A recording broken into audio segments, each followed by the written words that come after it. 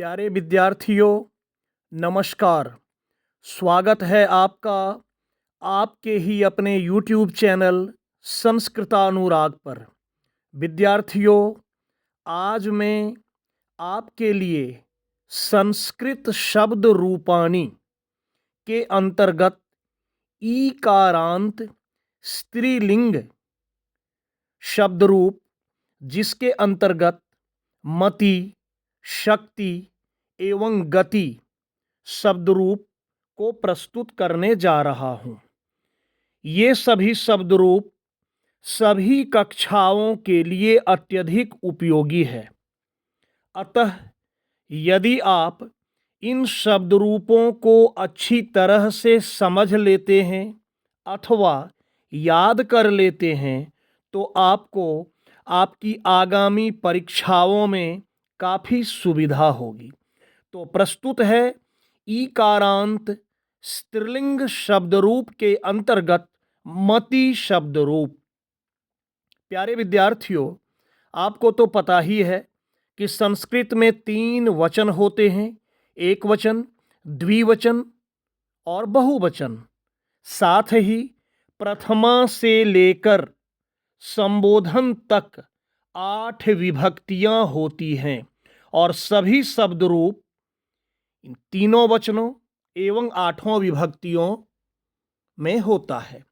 तो देखिए मति शब्द रूप को प्रथमा विभक्ति में मति, मति, मतयः। द्वितीया में मतिम, मति, मतीः। तृतीया में मत्या, मतिभ्याम, मतिभिः। चतुर्थी में मत्यय या मतये, मतिभ्याम, मतिभ्यः। पंचमी में मत्याः या मतेः, मतिभ्याम, मतिभ्यः। षष्ठी में मत्याः अथवा मतेः, मत्यौ, मतीनाम। सप्तमी में मत्याम अथवा मतौ, मत्योः, मतिषु। और संबोधन में हे मते, हे मती, हे मतयः। एक बार पुनः आप इसे अच्छी तरह से सुन लें। प्रथमा में मति, मति, मतयः। द्वितीया में मतिम, मति, मतीः। तृतीया में मत्या, मतिभ्याम, मतिभिः। चतुर्थी में मत्यय या मतये, मतिभ्याम, मतिभ्यः। पंचमी में मत्याः या मतेः, मतिभ्याम, मतिभ्यः। षष्ठी में मत्याः या मतेः, मत्यौः, मतीनाम। सप्तमी में मत्याम या मतौ, मत्योः, मतिषु। और संबोधन में हे मते, हे मती, हे मतयः। अब देखिए इसी पर आधारित शक्ति शब्द रूप, यहाँ मैं स्लाइड में दिखा रहा हूँ कि ईकारांत स्त्रीलिंग, क्योंकि शक्ति शब्द रूप भी ईकारांत और स्त्रीलिंग है। तो शक्ति भी देखिए यह भी मति की ही तरह चलेगा। देखिए यहाँ भी तीनों वचनों एवं 8 विभक्तियों में दिया गया है। शक्ति, शक्ति, शक्तयः। द्वितीया में शक्तिम, शक्ति, शक्तिः। तृतीया में शक्त्या, शक्तिभ्याम, शक्तिभिः।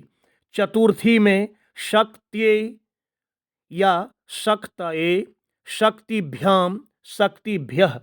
पंचमी में शक्त्याः या शक्तेः, शक्तिभ्याम, शक्तिभ्यः।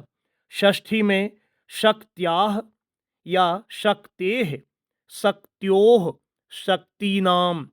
सप्तमी में शक्त्याम या शक्तौ, शक्त्योः, शक्तिषु। और संबोधन में हे शक्ति, हे शक्ति, हे शक्तयः। एक बार पुनः मैं दोहरा देता हूँ, आप ध्यानपूर्वक सुन लें। प्रथमा में शक्ति, शक्ति, शक्तयः। द्वितीया में शक्तिम, शक्ति, शक्तिः। तृतीया में शक्त्या, शक्तिभ्याम, शक्तिभिः। चतुर्थी में शक्त्ये या शक्तये, शक्तिभ्याम, शक्तिभ्यः। पंचमी में शक्त्याः या शक्तेः, शक्तिभ्याम, शक्तिभ्यः।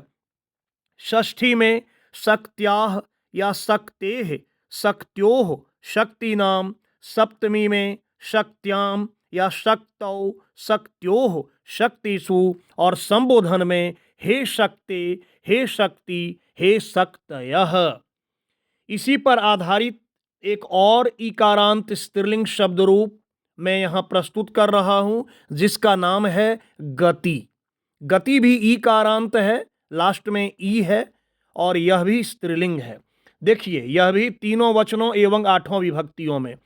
प्रथमा में गति, गति, गतयः। द्वितीया में गतिम, गति, गतिः। तृतीया में गत्या, गतिभ्याम, गतिभिः। चतुर्थी में गत्यै, गतये, गतिभ्याम, गतिभ्यः। यहाँ देखिए, चतुर्थी, पंचमी, षष्ठी एवं सप्तमी में दो दो दिया गया है एक वचन में, तो आप इन दोनों में से कोई भी एक लिख देंगे तो वह सही होगा। पंचमी में देखिए, गत्याः या गतेः, गतिभ्याम, गतिभ्यः। षष्ठी में गत्याः या गतेः, गत्योः, गतीनाम। सप्तमी में गत्याम या गतौः, गत्योः, गतिषु। संबोधन में हे गते, हे गति, हे गतयः। एक बार पुनः इसे दोहरा देता हूं, आप अच्छी तरह से सुन लें। प्रथमा में गति, गति, गतयः। द्वितीया में गतिम, गति, गतिः। तृतीया में गत्या, गतिभ्याम, गतिभिः। चतुर्थी में गत्यै या गतये, गतिभ्याम, गतिभ्यः। पंचमी में गत्याः या गतेः, गतिभ्याम, गतिभ्यः। षष्ठी में गत्याः या गतेः, गत्योः, गतीनाम। सप्तमी में गत्याम या गतौ, गत्योः, गतिषु। और संबोधन में हे गते, हे गति, हे गतयः। विद्यार्थियों, यहाँ मैं आपको एक और महत्वपूर्ण बात बताना चाहता हूँ। आपको प्रत्येक शब्द रूप को याद करने की जरूरत नहीं है।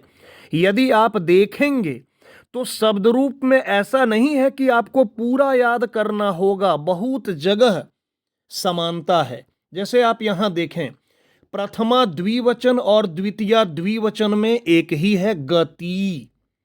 वैसे ही आप देखिए, तृतीया द्विवचन, तृतीया, चतुर्थी द्विवचन एवं पंचमी द्विवचन, ये तीनों में समान है, गतिभ्याम।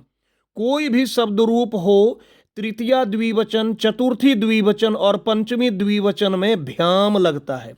तो इस तरह से ये समानता है। वैसे ही देखिए, पंचमी एक वचन और षष्ठी एक वचन में भी समानता है, गत्याः या गतेः दोनों में है। वैसे ही षष्ठी द्विवचन और सप्तमी द्विवचन में भी समानता है, गत्योः है। वैसे ही फिर देखिए, चतुर्थी बहुवचन और पंचमी बहुवचन में भी समानता है, गतिभ्यः होता है।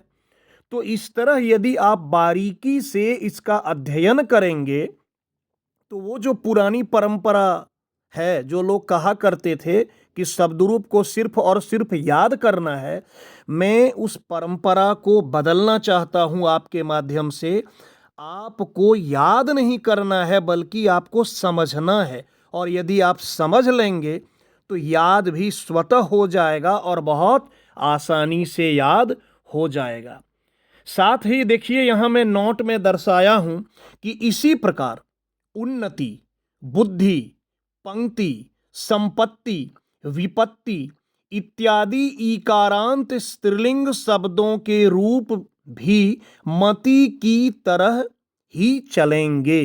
तो यदि आप इनमें से कोई भी, अभी मैंने आपको गति शब्द रूप, शक्ति शब्द रूप और मति शब्द रूप, ये 3 शब्द रूप बताया, आप इनमें से एक भी यदि अच्छी तरह से समझ लेते हैं, मान लेते हैं आप मति शब्द रूप को अच्छी तरह से समझ लेंगे, तो गति भी हो जाएगा, शक्ति भी हो जाएगा और बुद्धि, उन्नति, पंक्ति, संपत्ति, विपत्ति इत्यादि शब्दों के रूप आपको स्वतः याद हो जाएंगे। तो प्यारे छात्रों, अगर आपको आज का मेरा यह वीडियो पसंद आया हो तो कृपया इसे आप लाइक, कमेंट एवं शेयर करके मुझे प्रोत्साहित करने का कार्य करें, ताकि आगे आपके लिए मैं और भी बेहतर एवं उपयोगी वीडियो बनाने का कार्य करता रहूं।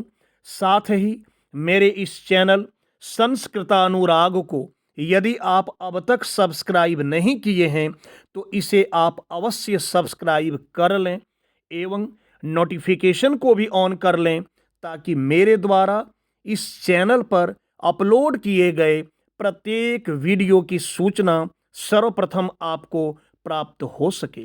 तो आज के लिए इतना ही। आप सबों को मेरी ओर से बहुत बहुत धन्यवाद।